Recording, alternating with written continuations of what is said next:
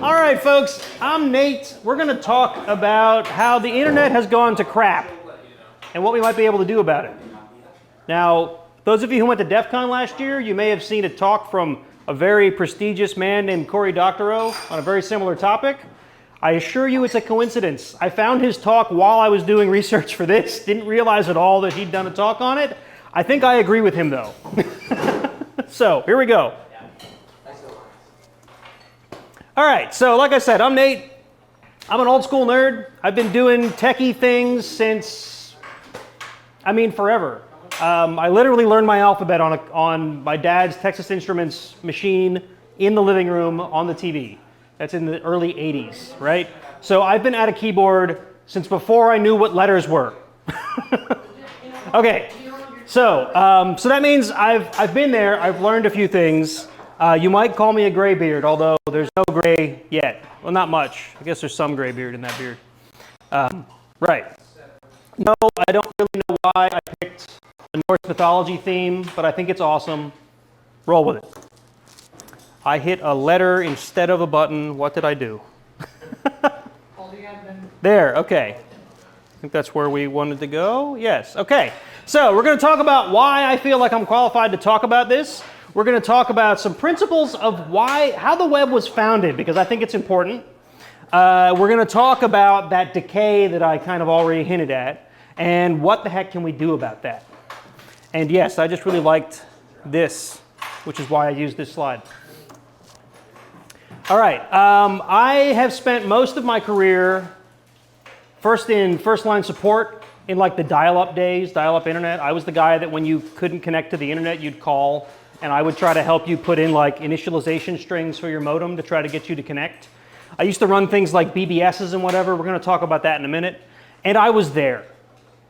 My founding memories of the internet were when the internet was first coming into people's homes, right? We're talking mid to late 90s, right? So consumer internet, I saw it. I saw it from the beginning when Netscape didn't have background options. It was all gray, right? So I have installed more operating systems than any sane human being should have ever had to do in their life. Like I said, I've been there. This is mainly out of curiosity. A lot of these I used in actual operations roles, but some of these were just like, I wonder what Windows NT Server looks like. OS2 Warp. Who in their right mind actually runs OS2 Warp? I did. What? What's wrong with OS2? How much market share does it have today? Less than 1%. Yeah. If you're a graybeard, get a job on OS2. I ran it as a desktop for a while. Okay, so these are just a sampling of all of the services, internet-related services that I have dealt with throughout my career, both on a personal level or a professional level. I'm not going to list each and every one of them, but notice things like DNS, web, and email. Those are very important to today's discussion. Communication systems like bulletin board systems, chat platforms, message forums, even news groups. I ran a news server for a little while just to see what it was all about. Networking, things like that. These are all things that I've done over the years. So, and like I said, I was there. I was there when the internet was the wild, wild west. When you would connect, your computer was an open freaking port on the internet. People would try to kill you for it, right? Back when the internet was still kind of a mystery. People were still figuring out how it worked. The average person didn't even know it existed, and if they did, it was that thing the nerds were playing with. Did you do Commodore 54? What's that? Commodore 64. I didn't own a C64. I kind of wish I did, though. I got to be honest, because there's so many stories that go around the C64 days. Anyway, the dot-com boom, you might remember when like everybody was making money hand over fist off of the internet, and then they were spending money hand over fist because they were making money off the internet, and we all saw how that turned out. At that point, average folks were like connecting to AOL and chatting on Instant Messenger and things like that. It was still kind of a neat thing. Nobody was really depending on it.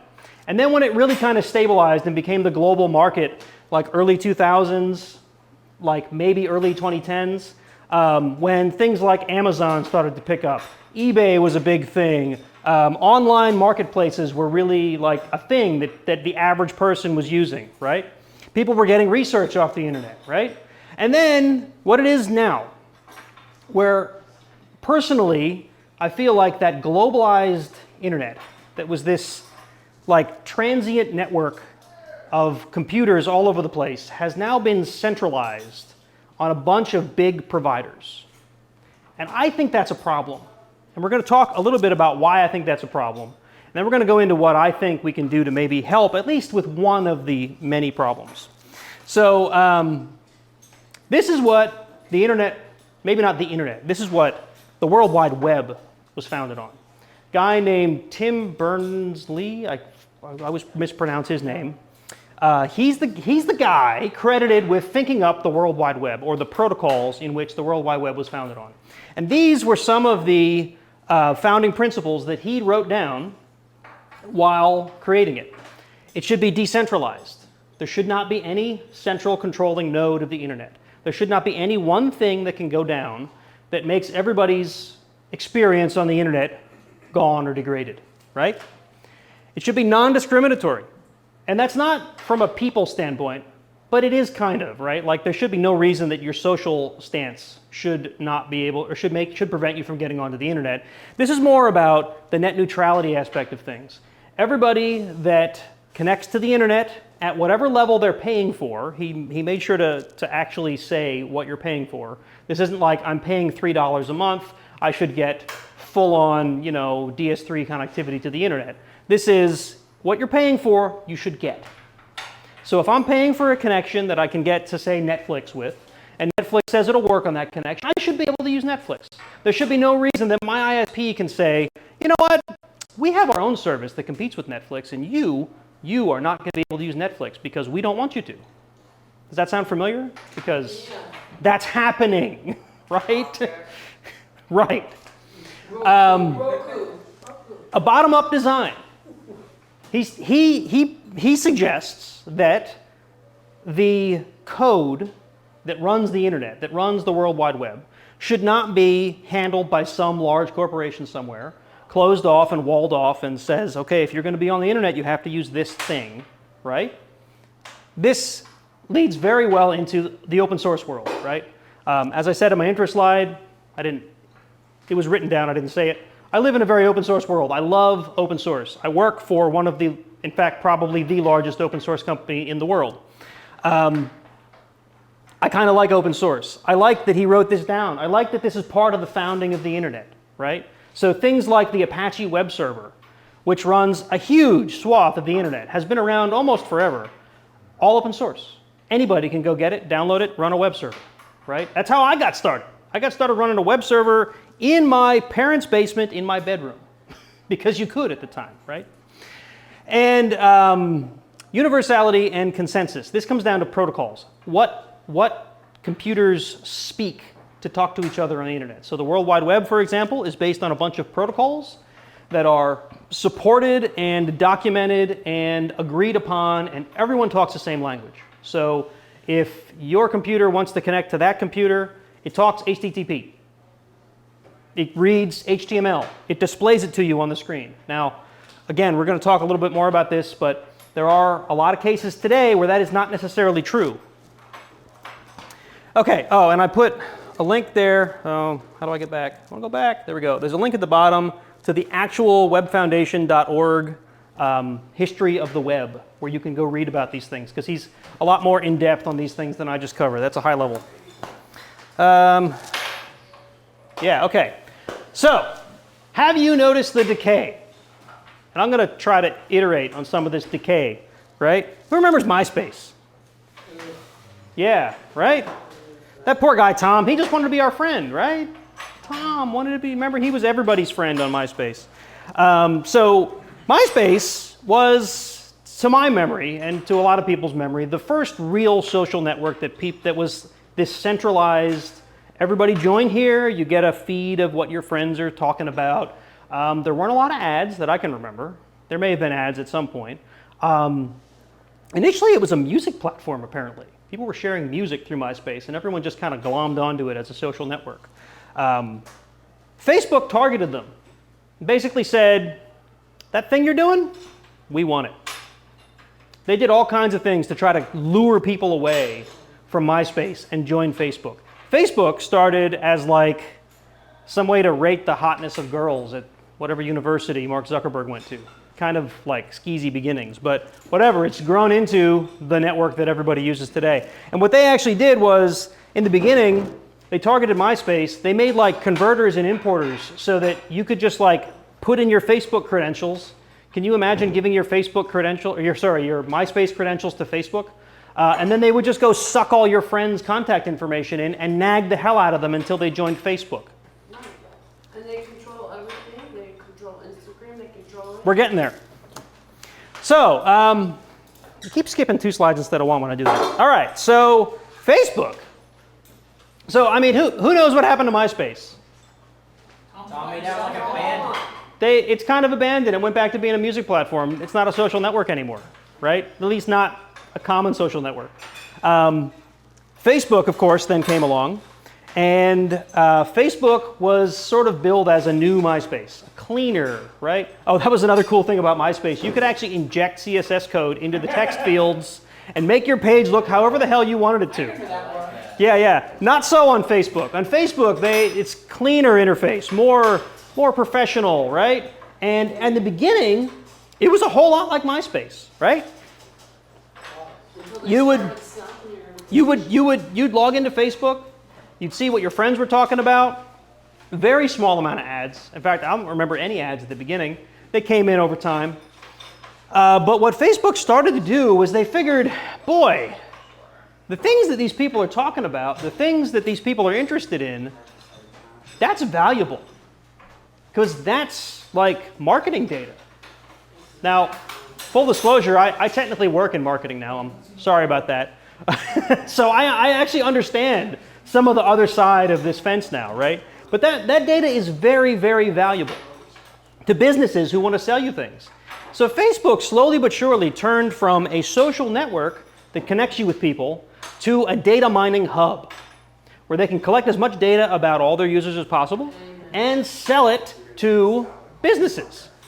And what's that? Not only do they do that, people can create a profile using your pictures, using your stuff. Yeah, and then try to get it reported and turned off. It's almost impossible. Exactly. Yep. So all your likes and dislikes, the things you interact with, whatever, that all goes into this like matrix of data about you, building your social profile, and that profile then gets sold off to third parties who want to market things to you. And it gets worse over time because the Facebook UI that was originally billed as being so clean, and I remember when it was still clean, now looks kind of like this scene from Ready Player One. We estimate that we can sell up to 80% of all users' visual field without inducing seizures. Well, that's how it feels like. But they're all hidden. They're all thrown into your feed as though they're posts from your friends, right? They just blend right in there. And before you know it, you're like, wait, I just read an ad. Boy, maybe I do want to buy those male enhancement pills, right? Say that, my Facebook is now going to be selling me those when I get home. Why do you think I said it? Because they realize that I'm a man in my 40s and have a wife. So what do you think they advertise to me? You mean the hymns? Exactly, right? Because they know enough about me, right? Yes, I just admitted that I have a Facebook account, and that's part of the problem. We're going to talk about that later. All right, Instagram. It's another good example. Instagram started as a site for people to share their love of photography. You take awesome pictures, you put them up on Instagram, people give you comments, they love your pictures. People have probably built photography careers around Instagram. Now it's owned by Facebook, and it's basically just Facebook with pictures. So yeah, Facebook is great at gobbling things up and turning them into profits, is basically what I'm getting at. And because we haven't seen one in a while, Viking. Do I even have to talk about Twitter? X. Look, I would call it X, but I'm talking about the thing that we had that was Twitter that was turned into this piece of garbage by an insane billionaire who just decided that it's his now. 144 characters. And the 280. And now there's Nazis apparently. Who's still on X? I'm not. but I'm told there's Nazis. There are Nazis. Personally, the moment the app on my phone changed from the little blue bird to the X, I deleted it. I haven't been on Twitter since. X since. And yes, I actually make it a point of calling it X to people because when they look at me and go, what? I can prove to myself that Elon Musk is a freaking moron for taking all that brand recognition and turning it into a letter. You should call it the app formerly known as Twitter. No, I refuse to do that. This is not Prince. It's supposed to be the everything app. It's supposed to be payments. It's supposed to be social networking. Right. I think Elon's owned X.com for like 20 years or He, something now. from what I understand, he tried to rename PayPal to Yeah, X. original. That's why Yeah. he's had it for like 20 years. He owned X first, and then he joined PayPal. Yeah. I just think he wants to run for president. I think he wants to. Don't even get me started on that. Okay. So, what's the common thread here? All the things I just talked about, what's the common thread? Marketing We and need digital friends. selling information. It's much simpler than that. You didn't get a choice. Amen. You joined this network because it was a thing that your friends was doing. A thing that made you like connect with people that maybe you haven't seen in a long time. How many people have you heard? I stay on Facebook because there's people that I want to connect with that I don't get to connect with normally. I'm in the same boat. All my friends are on Facebook. I still have a Facebook account because of All that. over the country. You know, they're doing, excuse me for 1 second. Sure. They're doing the same thing now to what's up. Okay, what's that? The same exact thing. Yep. So, not only didn't you get a choice, but you didn't have any say at all in the matter. You're just this thing, this cog in a machine, right? And they try to change it too. Facebook has started moving to push the marketplace more. Exactly. That's because what's happening is Facebook is starting to get greedy. And this was what Cory Doctorow's talk was all about.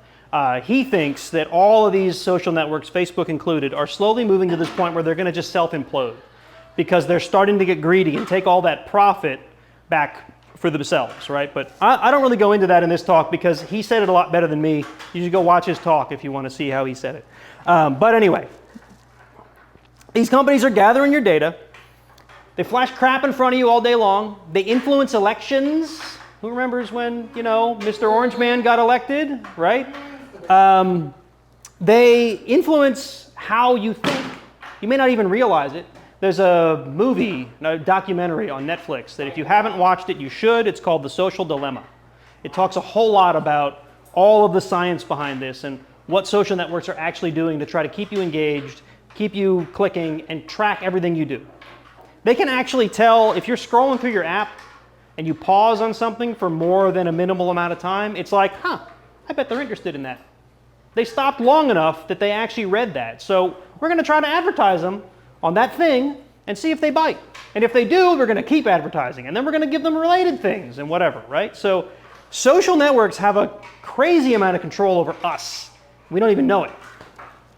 So you've heard, if you're not paying for a thing, you're not a customer, you're the product. Well, I'm going to take it a step further and say you're not even a product, you're a freaking lab rat on these networks. And you're even in scope if you're not participating in the platform. Exactly. Oh yeah, Cambridge, you have to look at the stuff where they got friends of friends of friends through the because when you signed up for Facebook, they went and there was a You don't even need import for the phone numbers. You don't even need a Facebook account. There are tracking cookies that are handled by a number of other third parties. They call it the Facebook pixel is what Facebook calls it. It's a thing that you can put on your website that will help track users as they come to your site. And they start to keep a profile about whatever identifying data they can come up with. My marketing rep has it put in the emails that they send clients. And then if that person ever does join Facebook, they've already got this wealth of data they can start feeding them. And if they don't join Facebook, it doesn't matter. If they got your name, they can sell that data along with everybody else. Yep. So That sell you Colgate and you find your site on Facebook. Is that what you're getting at? Even when you make your privacy choices, your supposed privacy choices, they don't give a shit. They keep sending you the same stuff. the privacy choices are more about what you show other people on Facebook, less about what Facebook can gather about you and give to people. Sending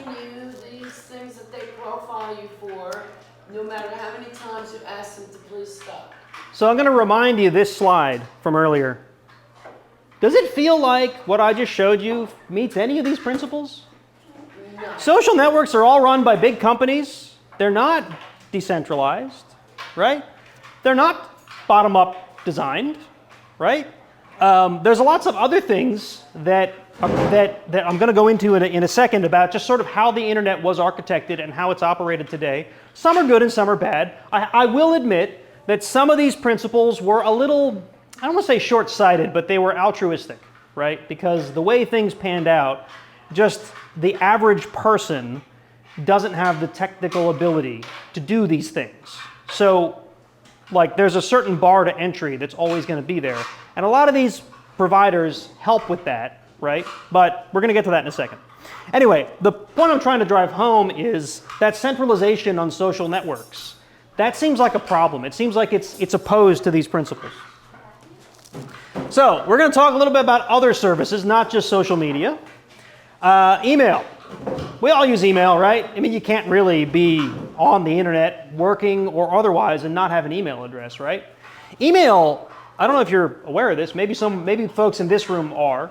Email was originally designed as a protocol that ran on your home Unix system that you could deliver mail locally to all the users, and it could reach out to other Unix systems to deliver mail to them. It was a lot more decentralized.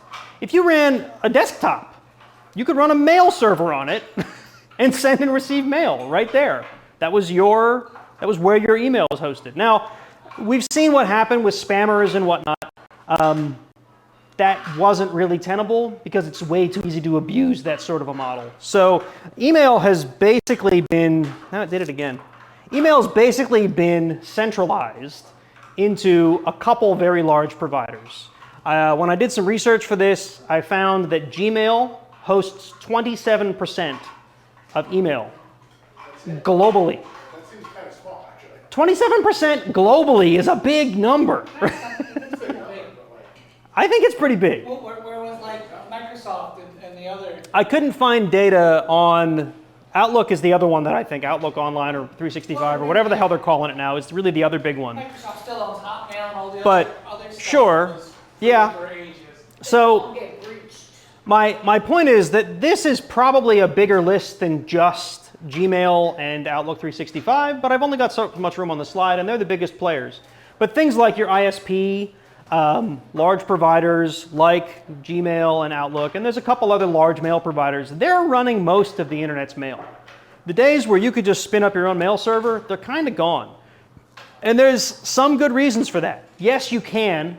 I did it for a long time. I ran my own email out of my home on a commercial cable modem for a long time.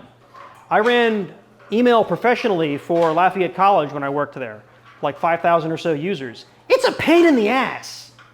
There's so many like reputation services you have to deal with, block lists, blacklists, all kinds of things to try to cut down on spam because spam is a ridiculous problem. And then you have users that are getting phished, they give away their password, and then their email account and your email server becomes an open relay for all the crap in the world, right? And then you get blacklisted, and then you got to fight to get off blacklists. It sucks. So I'm not arguing that this is necessarily bad. This is one of those cases where you need a certain technical ability and a certain amount of focus to run a mail server. And a lot of people don't have it. I'm going to tell you, I don't do it anymore because it sucks. Right? So anyway, that's the point though. The World Wide Web, that's another case where web servers, like I said, I used to run one on a server in my parents' basement. You can't really do that anymore because your ISP won't let you.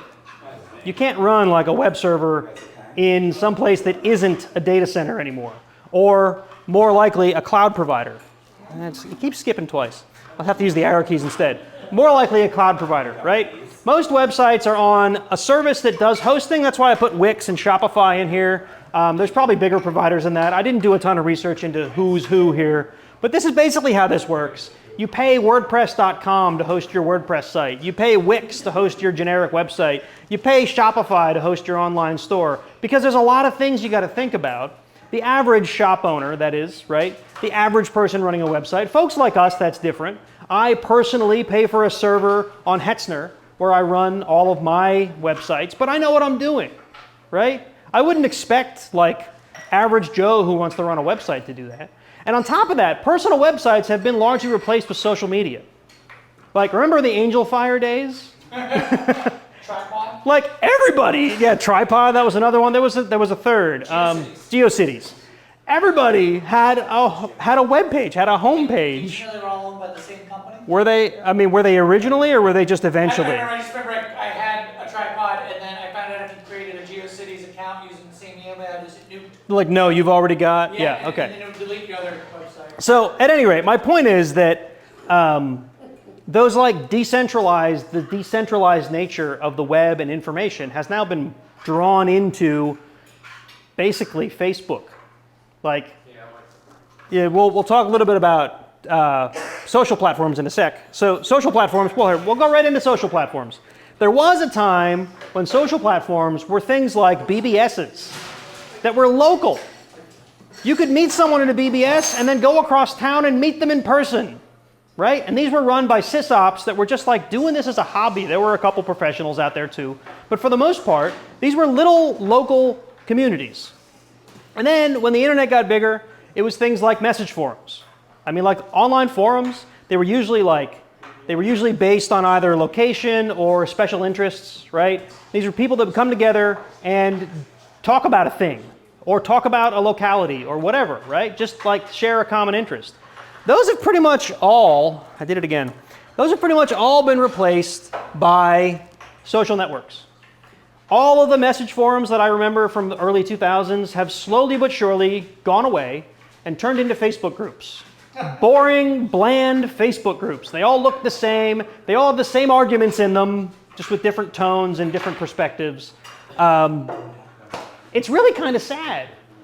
I think it's sad. Does anyone else think it's sad? I think it's sad. Especially when you consider all the tracking and spying that's going on Facebook, right? I feel like you put Facebook and Instagram together because it's one and the same. And I did put X up there for anyone who, I didn't call it. My favorite, Which one's that? Craigslist. Craigslist? That's social network though.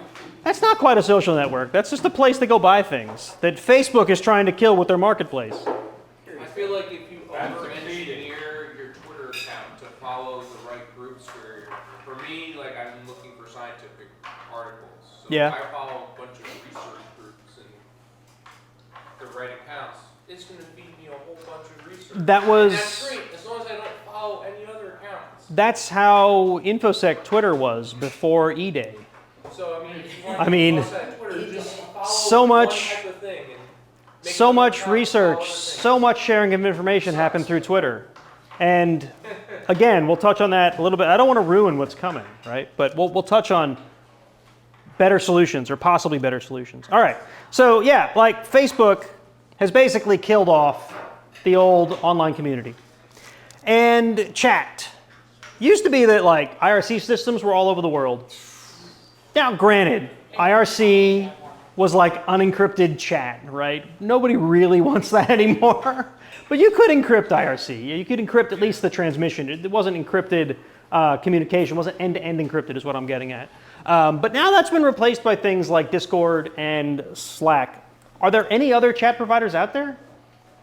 Like I guess like Gmail has Telegram, all right. But are they big like this? You can still use IRC, but there's... Yes, you can still use IRC. IRC still exists, but it's not nearly what it used to be. They all have a chat. Facebook has a chat. Facebook has a chat, right? I didn't, again, only so much room on the slide, but yes, Facebook, Instagram, probably the others, they've all, yes, Gmail has its own chat now. There's Signal, but it's kind of, Is that really? yeah. Like, would you put it on a slide? I mean, all they have is their talk, so I guess. Right, so anyway. For the vast majority of people, like I knew people in the 90s that were not technical people. They were on IRC because they wanted to chat. BBSs, they were on BBSs because they wanted to chat, right? Now all those people are doing things like Discord and Slack. Like that level of person is using something like Discord or Slack at this point. All right, so the whole point of this talk is I think there's hope. One, people like this in this room, right? We have the technical know-how to not have to do what the masses do. We have the technical know-how to host services that will help the people who don't know how to not do what average people do, right? And we're going to talk about what those services could be. Have you heard of Mastodon? Okay, but I mean, I would say a lot of people heard of Mastodon right around the time that Twitter started to get the Nazis. Because Mastodon is what's called a decentralized social network that's meant to mimic Twitter. It's the same idea, microblogging. You've heard Twitter called microblogging. That's what this is. Except you can have 500 characters instead of 280. Mastodon is an open source project. Anybody can just go spin up a Mastodon server as long as you have a place to host it. And that's that technical level that I was talking about. And the other really cool thing about Mastodon is it federates, right? So imagine a network of machines running Mastodon. They all talk to each other, right? It uses a protocol called activitypub. And we're going to talk about activitypub in a second. But basically, when one user on one instance looks up a user on another instance, those two instances make what's called a federation, right? They talk to each other. They're like, oh, now I know about that other instance. That instance can then share with my instance its users, not anything private about their users, but like their user IDs and whatnot, maybe their profile information, and hashtags and whatnot that are going on my instance. And now these two instances can sort of commingle. If you're on one instance and I'm on another, I look up your instance. If you're following certain hashtags and I search for those hashtags, then all of a sudden they show up in my instance as well. Pretty cool. I think it's pretty cool. A lot of people, when they think about Mastodon, they think that these instances are like little bubbles. They kind of are, but they're kind of not. All it takes is those social interactions for this to very quickly become a big shared network, big shared social network. So, and like I said, it uses this protocol called activitypub. This is a diagram I found online of what activitypub does. I'm not going to go into all the technical details of activitypub, but it's basically what I just described, right? If my instance is offline and your instance tries to send something to it, it doesn't just give up. It goes into a queue and it'll deliver it when I come back online. Works a whole lot like email used to do. Email still does, for that matter. You know, if a server was offline, I sent an email to that server, it went into a queue and it would eventually get delivered. Some time limit would expire and it would bounce, but the point is this works in a very similar way. And ActivityPub is an open, published protocol, which goes back to those founding principles again. They all talk the same language, but it gets better. If you remember this picture from just a couple seconds ago, it doesn't just look like this, though. It looks like this. How many people knew that there were things other than Mastodon that were talking ActivityPub? I have a list on the next slide, or an upcoming slide. But so, like I said, I'll talk about all these. But this is Owncast. It's meant to mimic Twitch. You can run your own Twitch, and it publishes through ActivityPub. On a Mastodon instance, I can follow an Owncast server, and when they go live, I'll get notified. I get a link. I can go watch their stream. And the Triforce. The Triforce, that up there, that's PeerTube. It's an ActivityPub YouTube. Right? Of course, Mastodon's a list. You notice I have WordPress in there. You're like, wait, WordPress? What's WordPress doing on there? There's a plugin for WordPress. You can join ActivityPub. There's a plugin for everything on WordPress. And It all connects to Facebook too? no, that's not Facebook. That's Friendica. It's a weird name, I know. But Friendica is actually meant to mimic Facebook. If you want to be a Facebook user but not deal with Facebook, you like Facebook's interface, for example, or you like the way it works instead of the way Twitter works, right? You can be friends with someone on Mastodon from Friendica. You could be enjoying a Facebook-like interface while they're enjoying a Twitter-like interface. This works, if you remember the days of RSS, when you'd subscribe to a bunch of things and you'd get that all into your feed. Your Mastodon feed feels kind of like that when you're subscribed to a bunch of these other services, right? So if somebody posts a new thing on PeerTube, it shows up in my Mastodon feed, and then I go click on it, right? But the cool thing is I can interact with that person. It's not just a one-way thing, which is what I like about it. So, and then of course, you know, Viking, because it's a Viking slide deck. Anyway, So we already talked about some of these. Mastodon is kind of like Twitter. PixelFed, that's that second one, is kind of like Instagram. PeerTube is kind of like YouTube. Owncast is kind of like Twitch. Friendica is kind of like Facebook. Lemmy, little rat guy, is kind of like Reddit. Although Lemmy, It's cuter. well, it's cute, but I've heard some bad things about Lemmy and GDPR. So maybe don't go to Lemmy right now.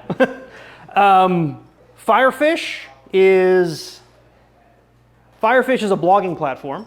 And then, of course, WordPress, like I said, there's a plugin for WordPress that you can even make it join. So, you know, it doesn't, because there's people out there, I've heard this from people.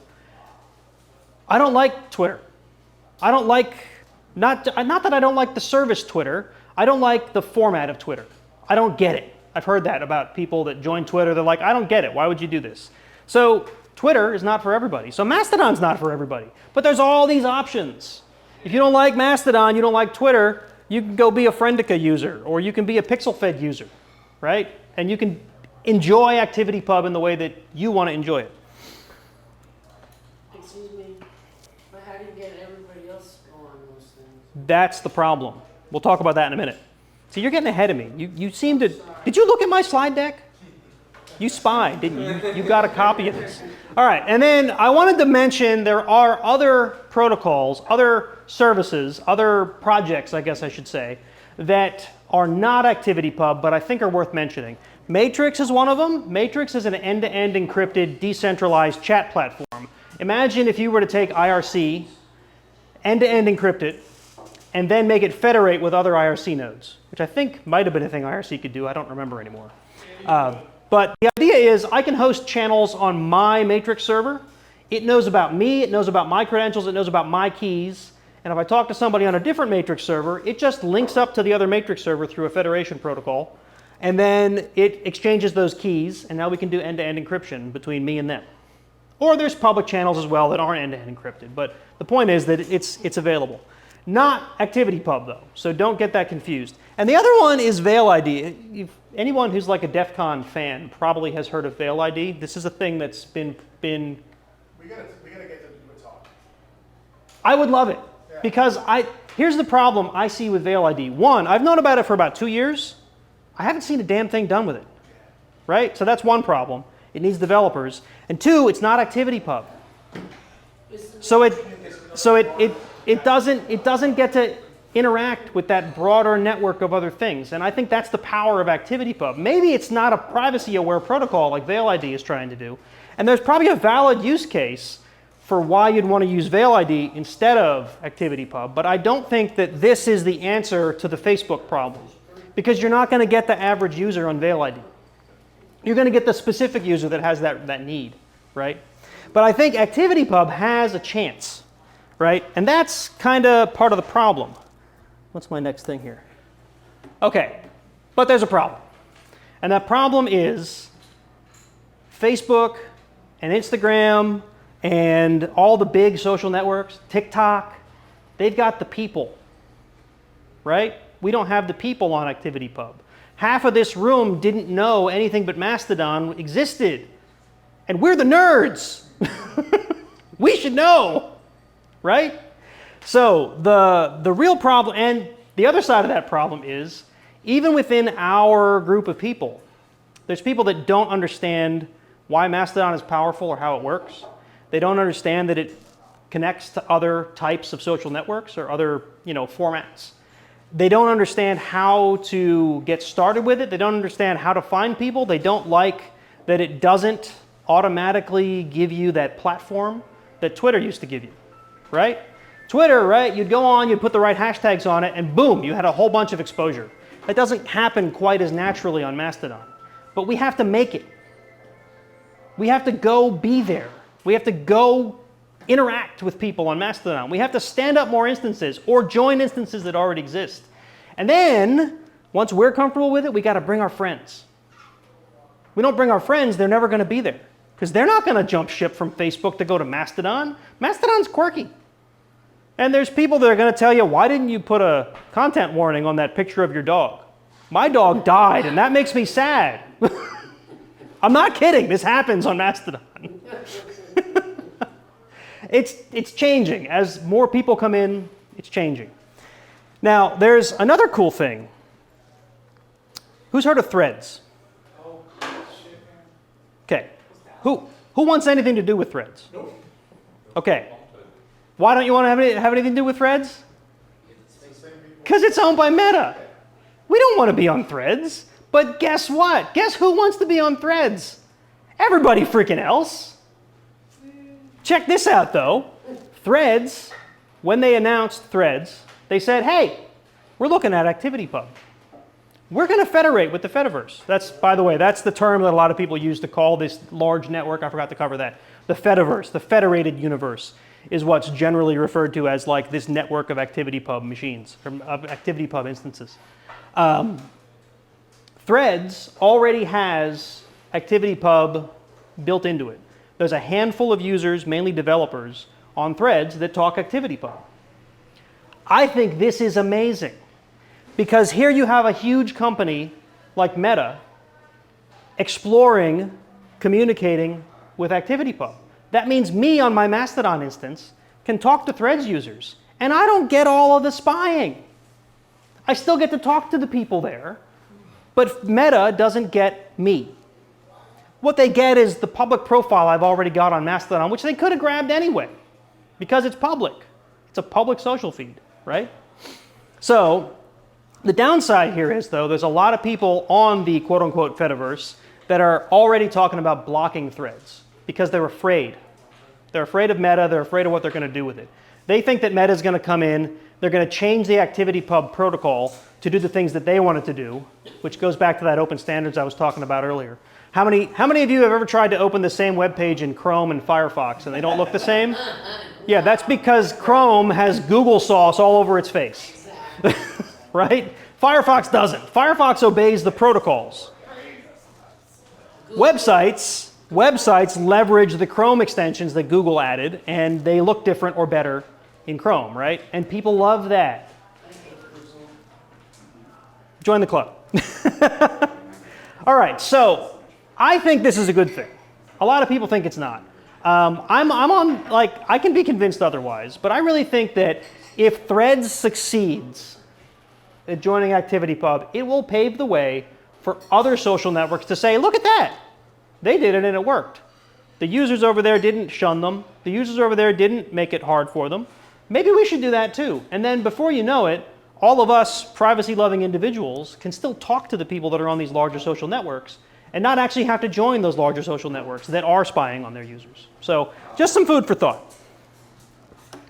And that's kind of about it. I wanted to share instances that I have stood up already. If you are curious about joining Mastodon, that's social.underground.org.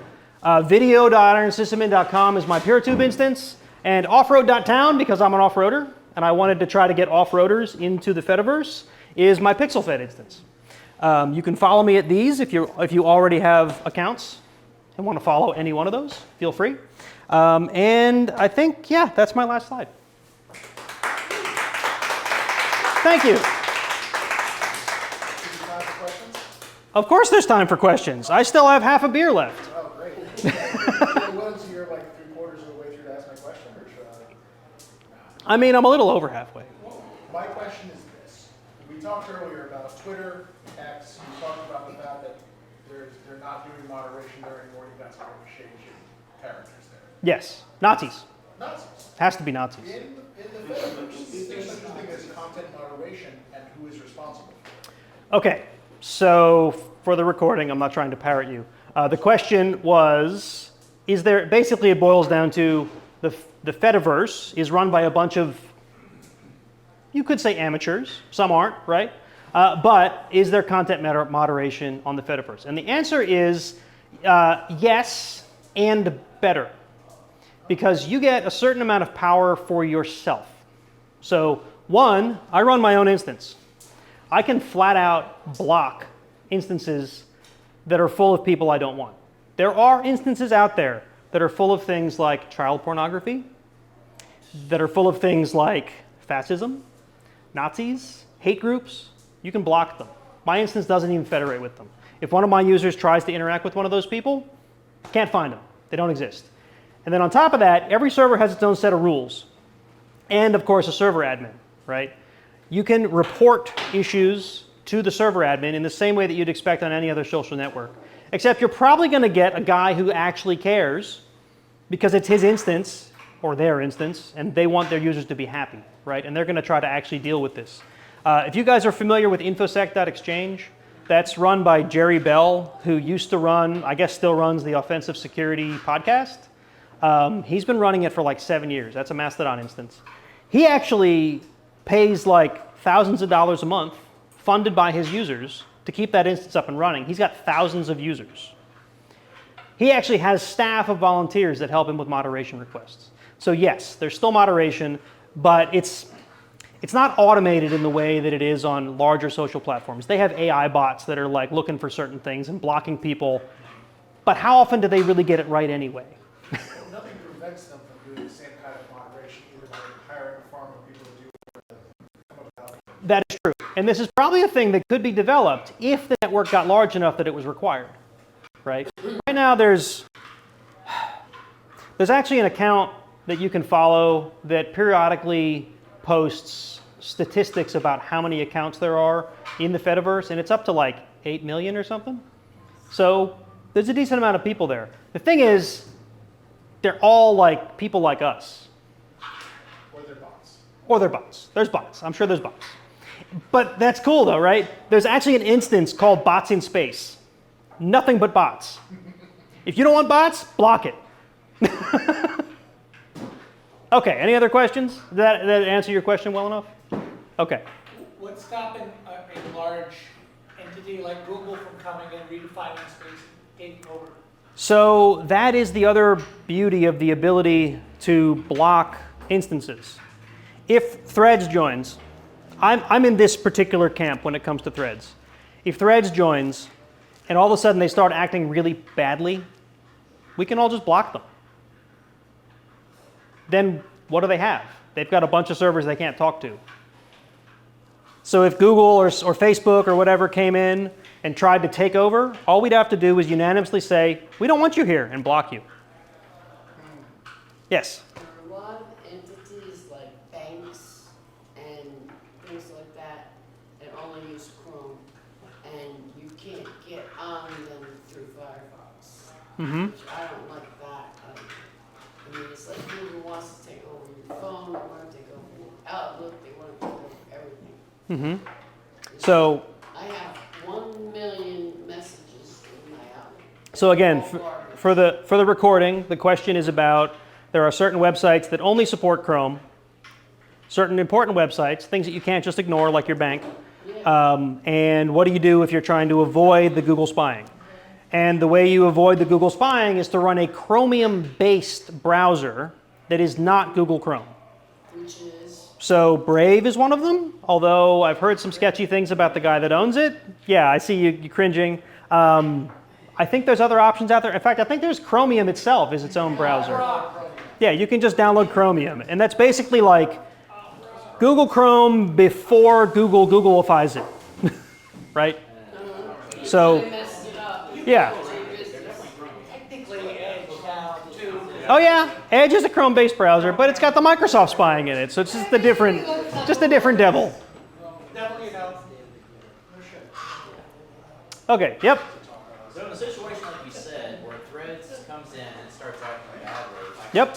how do we fight the inertia effect of, yeah, they're acting badly, but they're just so easy. It's so easy for users to join. They want to join the communities, they can join with Threads, and then people in Mastodon will say, well, okay, we'll let them in. And then more Mastodon servers will let them in, because more people will get on it, it's easier. Yeah. And then you have the same thing happen all over again.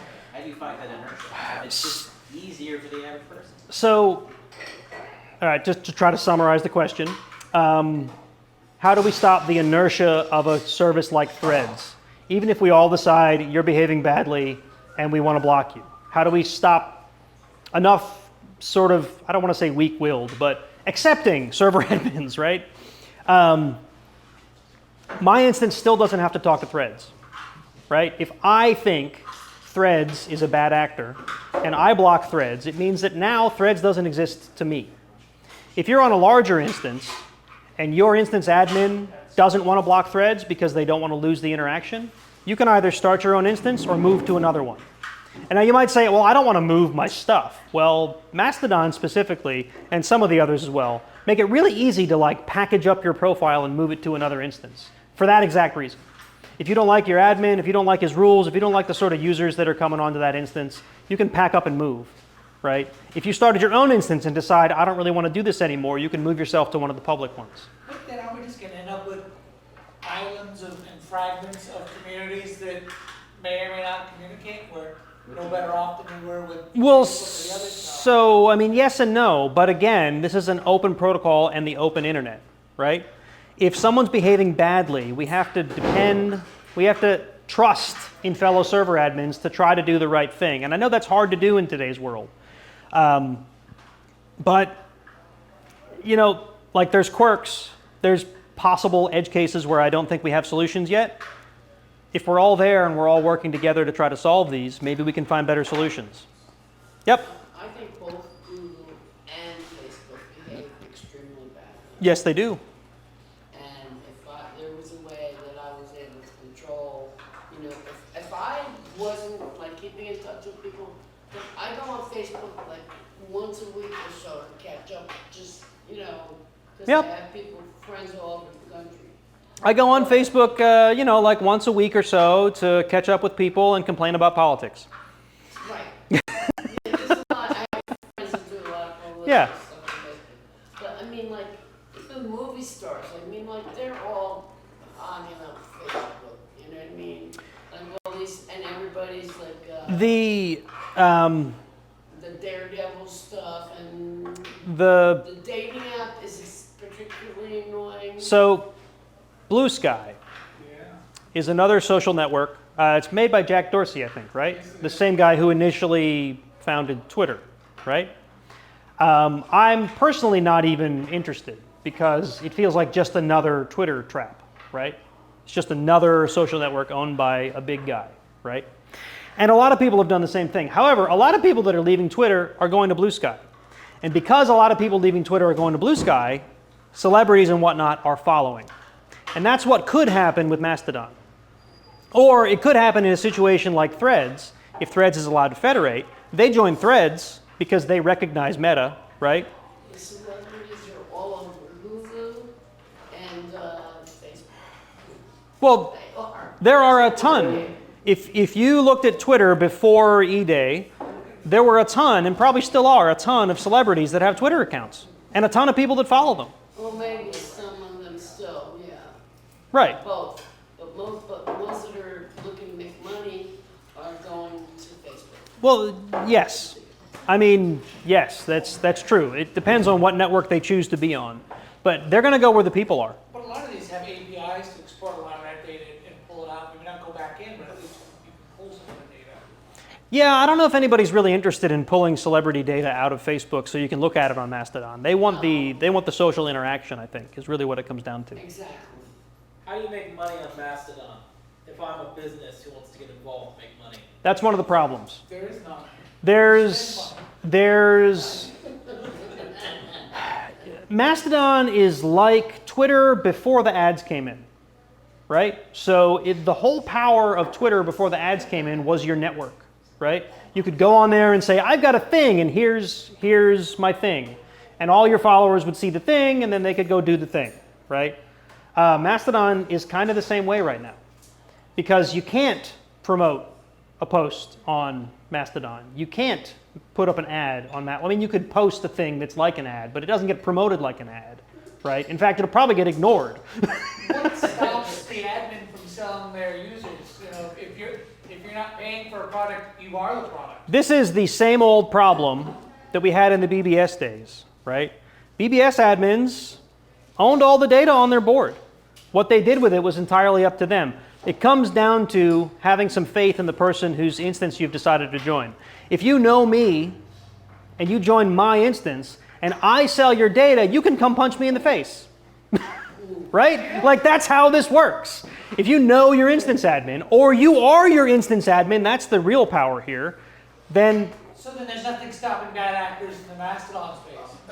That's any social group at all. Like, It is. just if for some dumb reason DEFCON 610 decided to start taking Yeah. sponsorships, I could take all the information I know about you guys from coming to DEFCON 610 and sell it on the internet. And then you could come punch me in the face because you know me. At some point in time, the Mastodon, what do you want to call it, node or group, is large enough that you're several steps removed from whoever your administrator staff is. Well, again, that's both the power and the caveat, I guess, of this style of network. You don't have to join somebody else's instance. You can start your own, which is exactly what I did. Because one, I was really curious. And two, I thought, well, if I'm going to do this, I'm going to jump in with both feet. And I did it myself. There's like 6 people on my instance. But I interact with all the people on InfoSec Exchange, which are most of the people I followed on InfoSec Twitter, just like it was Twitter. What's up? Doesn't Zuckerberg or whoever runs Google have enough money to buy all that information and do whatever they want anyway? Who would he buy it from?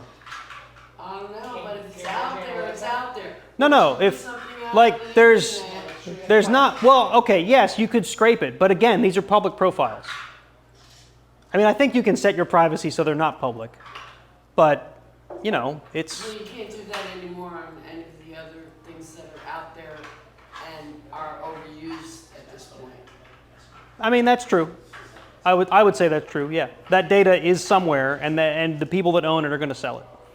Someone was trying to pass laws recently, they couldn't sell data outside the U.S. and the citizens. Florida, I think, was also trying to get laws passed that would limit social accounts to people that are over 16, I think it was. Sounds right. Because for children, it's like a very dangerous place. It can be a very dangerous place. Bill Clinton's legacy with 13. Well, you couldn't have an account if you were under 16. You could only have them over 16 is what they were trying to do. Because you could have a parent sign that you're allowed to if you're under 13. Come on, let's be honest. Yeah. How many things did you sign up for on the internet before you were 18? I had a notarized letter from my parents to get on a certain website. Listen, I didn't know about, there was. And yes, I mean those websites. Excuse me, the only computer I had when I was 17 was right here. Okay, well, that's different. I grew up, I was a teenager in the 90s. You know what I was looking up on the internet. You know what I was lying about my age for. Cat videos. Yes, cat videos. Cat videos, that's what we're calling. It's ridiculously easy to lie about your age on the internet. But Now, for $1, how are you going to stop that? you can go on Catfish, been verified for $1 and find out All right. anything about anybody. I'm going to stop the recording unless there's any other questions people want that on the. Sure, what's up? How does the deep web figure into all this, and where do you see all this going? Where do you see this going? How does the Future? deep web figure into it? I don't know that I've thought about how the deep web could figure into this. Yeah, I'm just I'm sorry, I don't know if I'm asking the question right. But Okay, well, where do I see this style of social network going? yeah. Well, the optimist in me sees this as the future of social networking. The realist in me thinks we have a lot of work to do to make that the future of social networking, because most people are going to go to the Facebooks and the Instagrams and the Threads. How many people are still on X? I mean, come on, they didn't leave, right? Like, how many people hate Facebook every time they log into it, but they're still there? I hate it every time I log in. Every time I log in, I'm like, what are they going to sell me now? I finally blocked Instagram. But I'm still there 2 years. because it has that critical mass of people. If you want to interact with those people, if you have any semblance of an online business that you're trying to promote, you're there. You don't have a choice. This is the choice. Could be the choice. I hope that it's someday the choice. Well, basically, So. if you want to, I'm sorry for interrupting, but basically, if you want to stay in touch with the people that you have in your database, it's going to take a while to realistically Right. get them to try. And If move. If I were to 100% leave Facebook today, I would lose touch with people. Some people I don't want to lose touch with. Now, sure, I could go get their phone numbers and keep them in my cell phone and call them every so often, but who does that anymore? And And if you go to AT&T or not to AT&T, Apple or anywhere, AT&T too, and get a new upgrade your phone, you lose half your stuff. They got all this old stuff you lost. There's ways to make sure that you don't lose it, but my point is the easy path is social media, right? That's the easy path. The easy way is social media. And the only way to get people off of evil social media is to have a not evil social media and make it look attractive to them. Sure, what's up? What happens when an instance gets nuked or from the admin or from their hosting provider or something like that? Like the users on it,